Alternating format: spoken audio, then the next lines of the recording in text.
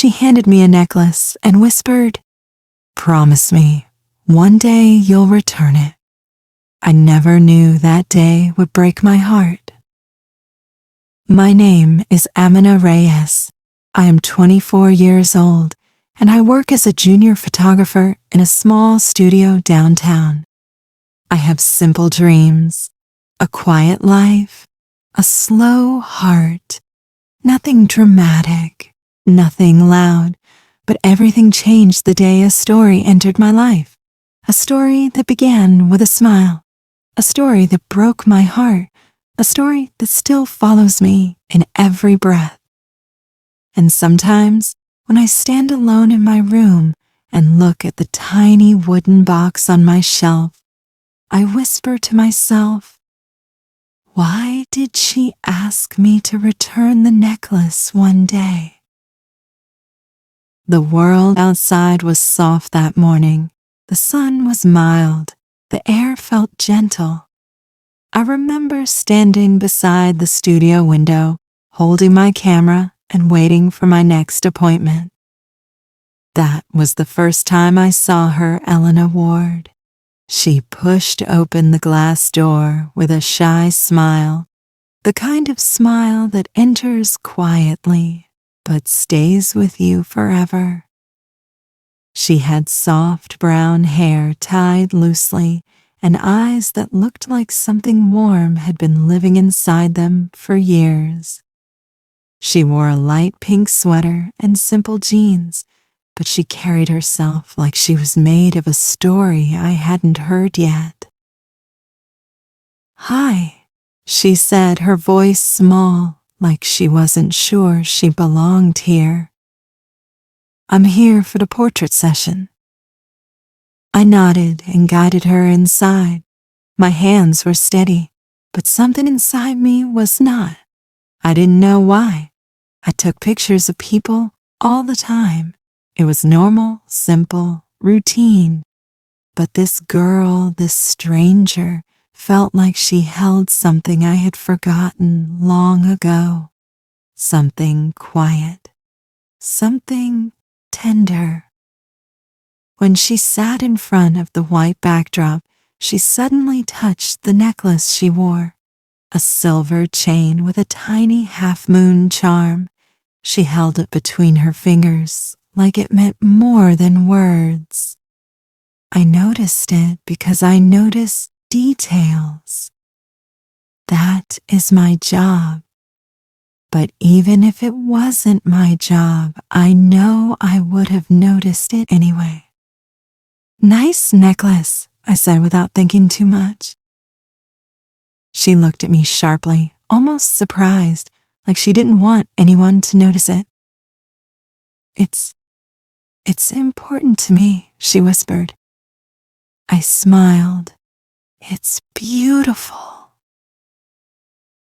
She looked at me again, and I felt something shift softly between us. Like a door opened inside her, or inside me. I wasn't sure. I began taking her photos, click, click, click. But each picture felt like something personal, something more than a job. She didn't pose much. She didn't need to. Her honesty made her beautiful without trying. After we finished, she stood up and said, "You're kind." I laughed a little. "For taking photos?" "No," she said very softly. "For seeing things." She walked out of the studio, but something strange happened to me. I felt empty the moment the door closed, like someone took a light away from the room. I didn't understand it, but I didn't want that feeling. 2 days later, she came back. This time, she wasn't a client. She came holding 2 coffees, one for herself, one for me. "I thought maybe you like coffee," she said, smiling. I didn't know what to say. No one brought me coffee, not like this, not with this softness. We talked, a little at first, then a lot. her life was simple too. She worked at a small bookstore. She lived with her mother. She liked painting small things, flowers, birds, skies. She loved quiet places where people didn't rush. "I don't like noise," she once said. "I feel lost when everything is too loud." I understood that. I felt the same. Days turned into weeks. Weeks turned into months. Slowly, she became part of my life in ways I never expected. We went for walks, took long bus rides, sat in coffee shops with broken chairs and warm lights. Sometimes she talked about her dreams. Sometimes she talked about her fears. Sometimes she cried softly, and I held her hand until her breath became calm. But she never talked about the necklace. Not once. One evening, the sky was orange and gold, stretching like a soft painting across the city. We were sitting on a hill outside town, watching the sun fall behind the buildings. She held her necklace again, but this time her face looked distant, sad, heavy. "Amina," she whispered, her voice trembling, "if one day I ask you to return this necklace to me, you must do it." I looked at her in shock. "Why would you ever ask that?" She didn't answer. She just touched the half-moon charm, like she was afraid it would break. "You promise?" she asked. I hesitated, then nodded. "Yes, I promise." She smiled, but her eyes were full of tears she didn't let fall. I didn't understand anything. I didn't know what she meant. But the moment she asked for the promise, something cold moved through me, like a warning I couldn't hear clearly. After that day, things changed between us. Not in a dramatic way, but in small ways. She became more quiet, more thoughtful. She held my hand more often. She hugged me longer. She looked at me like she was memorizing me, like she was trying to hold on to a moment that was slipping away. And I began loving her. I didn't say it. I couldn't. I felt it in every breath, every step, every time she said my name, like it carried something precious. One rainy night, she stood at my door, soaked and shaken. "Amina," she cried, "will you hold me?" I pulled her close, held her tight, and felt her heart beating fast against my chest. She buried her face in my shoulder and whispered things I couldn't understand. Her voice was breaking. Her hands were cold. "Are you okay?" I asked again and again. But she didn't answer that question. She only said, "Don't let go. Please don't." And I didn't. I held her all night, even when she fell asleep, even when I felt her tears on my shirt, even when fear touched the edges of my heart. I didn't know it yet. But that was the night everything began to break. The night the necklace would change my life.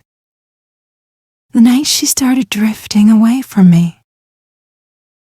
The night something inside her began to say goodbye. Even though she never said the words. Not yet, not then, but soon, very soon. I still remember the morning after that long night. The sky was pale, the kind of color that looks tired before the day even begins.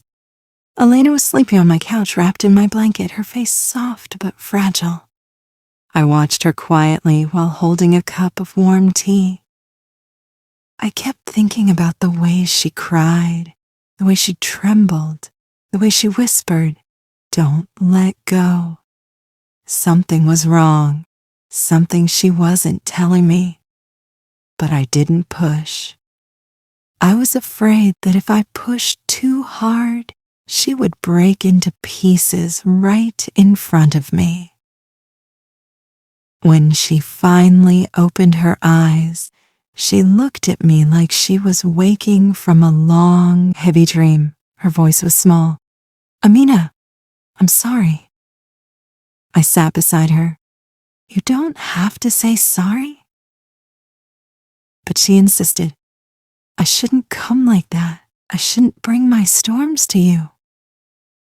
I touched her cheek gently. "Your storms are safe with me." She looked away, like my kindness hurt her, like my comfort made something inside her collapse. She held her necklace again, gripping it tight. I wanted to ask her about it. I wanted to say, "Tell me what scares you." But I stayed silent. I trusted she would tell me when she was ready. For the next few weeks, Elena became more sensitive, more emotional, more lost. She visited me almost every day, but every time she came, she felt further away. Her smile became smaller, her hands shook sometimes, and the necklace, she touched it constantly, like it was the only thing keeping her from disappearing. One afternoon, we sat together outside a small cafe. It was cold, and a soft wind moved across the street. Elena's hair kept falling over her eyes. When I reached out to fix it, she closed her eyes like she wanted to freeze the moment forever. "Amina," she whispered, "have you ever feared losing something before you even had it completely?" Her question struck me. "Yes," I said quietly. "You." She inhaled sharply, as if my answer hit a place she wasn't ready to face. She leaned her head on my shoulder, and for a moment, everything felt gentle again. But then she said something that made the world shake inside me. "One day, I won't be here, not the way you want me to be." I froze. My fingers stopped moving. My breath caught. "What do you mean?" I whispered. She didn't answer. She only held my hand and squeezed it hard. "Let's not talk about it right now." But I felt it, a truth, a weight, a fear, something deep and heavy wrapped around her heart.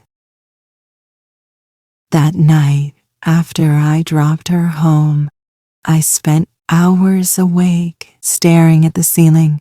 I kept hearing her voice. "One day, I won't be here." I wanted to run back to her house. I wanted to hold her. I wanted to demand answers. But something told me she wasn't ready. Something told me the truth would hurt more than the silence. Days passed, then weeks, and the distance between us grew like a shadow. She was with me, but her mind was somewhere else, somewhere dark, somewhere she didn't let me follow. Until the evening, everything changed. It was a cold night, the clouds were thick, and the air felt heavy. I was closing the studio when I saw her standing outside, holding her umbrella and trembling. But it wasn't the cold, it was her heart. Her eyes were red, her cheeks wet. "Elena," I rushed to her. "What happened?" She pressed a small folded paper into my hand. She was shaking. "I didn't want to do this. I swear I didn't. But I have to tell you." I opened the paper with trembling fingers. It was a medical note, a diagnosis, a word I didn't want to see. Lymphoma. I felt the ground slip from under my feet. My breath stopped. My body froze. Elena, no, no, I whispered. She cried harder. I didn't want to tell you. I didn't want you to worry. I didn't want you to love me and suffer because of it. I grabbed her shoulders. Why didn't you tell me before? Because, she sobbed, I didn't want to become a burden to you. I didn't want you to look at me with pity. I didn't want you to stay with me because you felt sorry. I pulled her into a tight embrace. I am here because I love you. Her whole body shook against mine. But I don't want you to watch me fade. You will not fade, I cried. I won't let you. She broke down completely. I held her until her tears dried on my shoulder, until her breath slowed, until her shaking stopped. After we sat on the bench outside the studio, she stared at me with the saddest smile I had ever seen. Amina, she whispered, do you remember the promise you made on the hill? I froze. My heart dropped. If one day I ask you to return the necklace, my voice cracked. Don't say it. Don't, please. She held her half-moon pendant. This necklace, it was my sister's. She died when I was 13. She told me before she left that I should give it to someone who sees me, someone who knows me, someone who loves me without looking away. She looked into my eyes. I gave it to you because you were that person. A tear slipped down my cheek. Then why would you want it back? She touched my hand gently. 'Cause when I'm gone, I don't want you to carry the weight of my memory around your neck. My whole world started breaking again. Elena, don't talk like this. But she continued, her voice soft and shaking. Oh, I want you to live. I want you to breathe freely. I want you to move forward. If you hold this necklace after I leave, your heart will stay stuck with me. I don't want you stuck. I want you safe. My tears dropped fast. I couldn't breathe. I couldn't speak. She held my face gently. Amina, love should free you, not trap you. I shook my head. You are not trapping me. I want you. I choose you. She kissed my forehead gently. You will choose life later, I know it. The streetlights flickered above us. The wind felt cold. The night felt bigger than both of us. Her hands were cold as she held mine. Her lips trembled. And then she whispered, one day, when it is time, you must return it. I broke. I cried into her chest. She cried into my hair. The world became quiet around us. Only our hearts were loud. But that night, I realized something painful, something sharp. I couldn't save her. I could only love her. And sometimes, love is not enough to stop the dark. But I held her anyway, as tightly as I could, as long as she let me, because I knew a day was coming, a day I feared, a day she would ask for the necklace she once gave me with love. The necklace she said I must return. One day.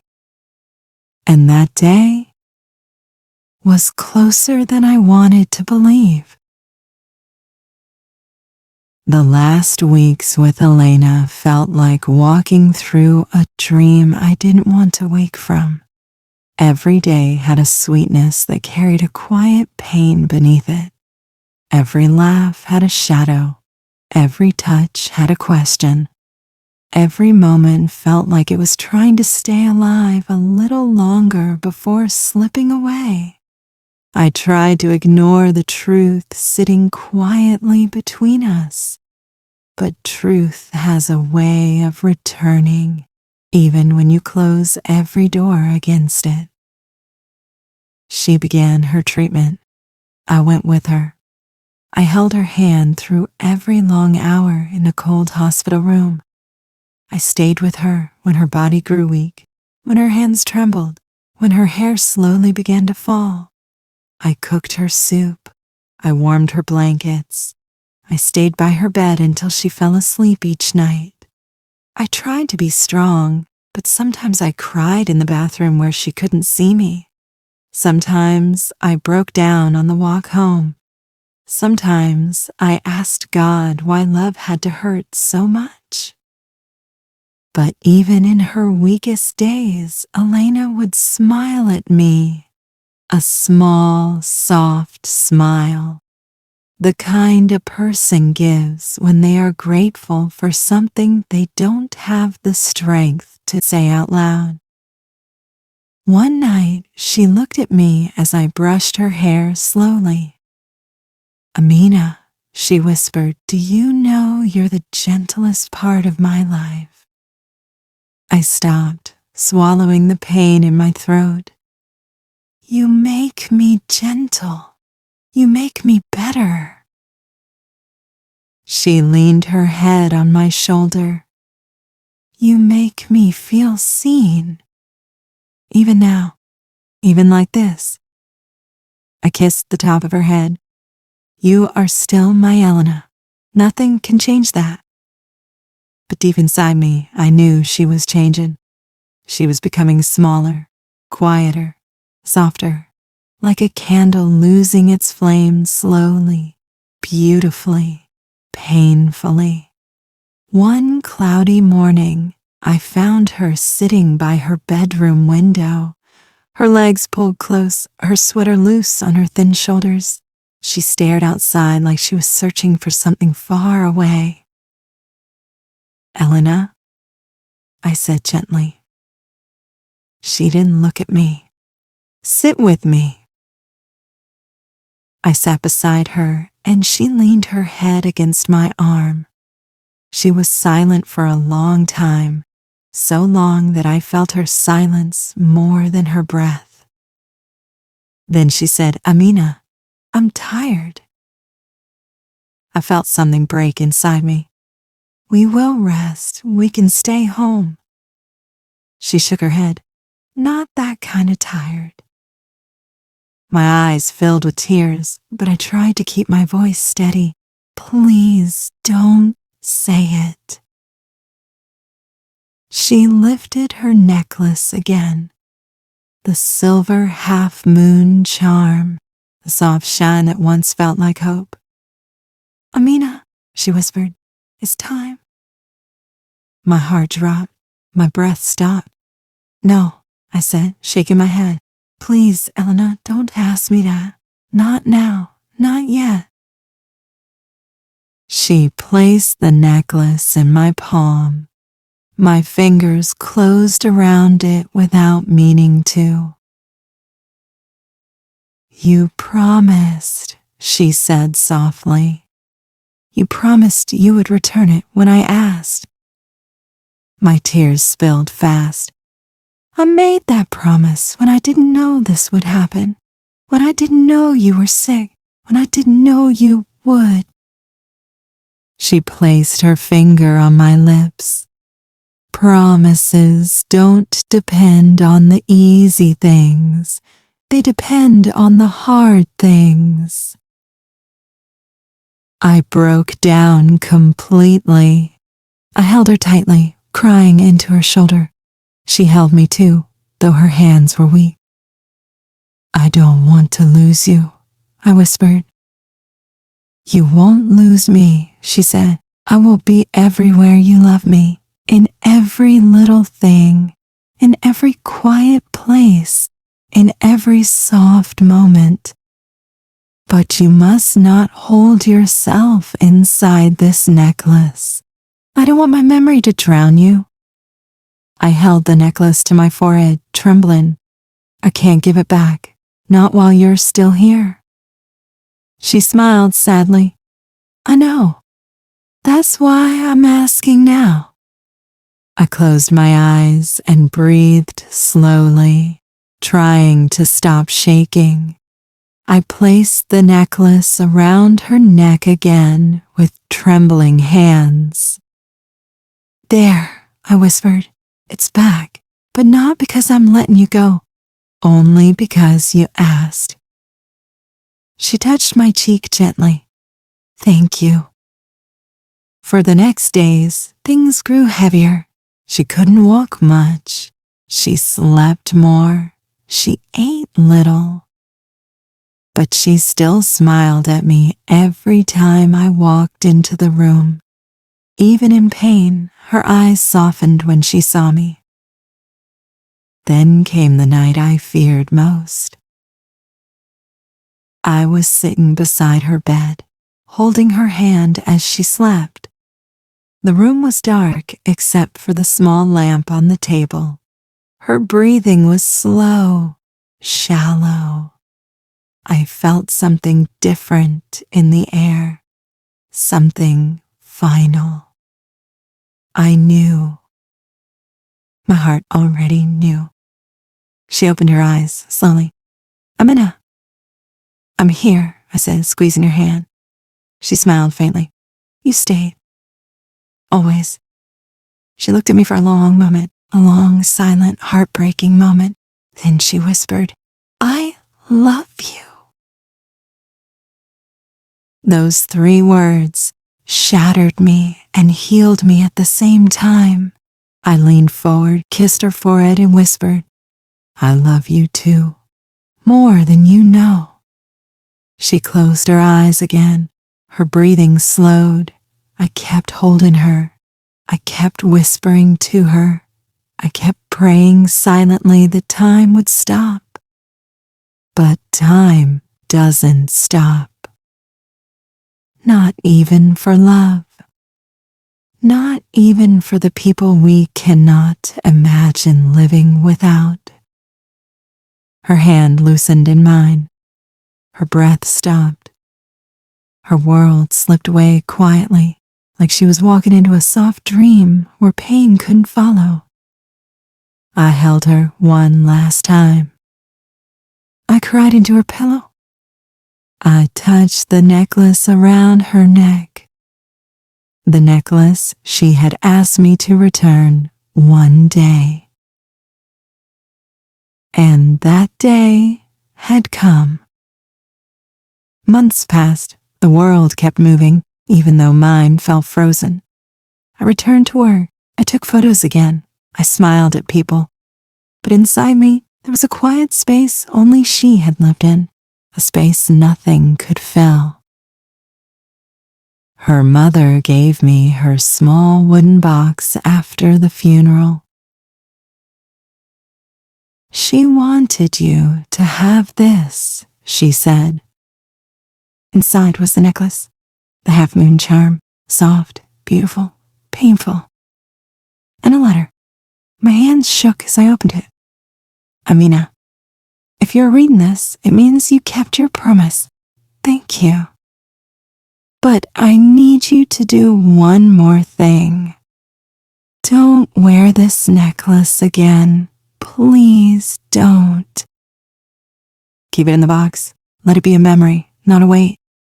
Live your life. Fall in love again. Smile again. Don't let my story end your story. I loved you in a way that saved me. Let that love save you too. Elena. I pressed the letter to my chest and cried for a long time. Not because I lost her, but because she loved me so much, she wanted me to live beyond her. Now, the necklace stays in its wooden box on my shelf. I see it every morning. I touch it sometimes, but I don't wear it because she asked me not to. Because love is not always holding on. Sometimes it is letting go gently.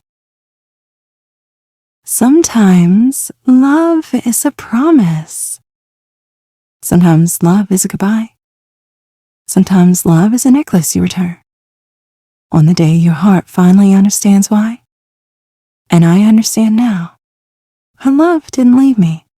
It changed me. It taught me how to feel, how to see, how to live. And maybe one day I will love again. Not because I forgot her, but because she wanted me to. Because the necklace she asked me to return one day was never really about the silver charm. It was about freeing my heart to keep beating even after hers stopped. Some love stays forever, even when they're gone. Click like and subscribe to join us on more emotional journeys.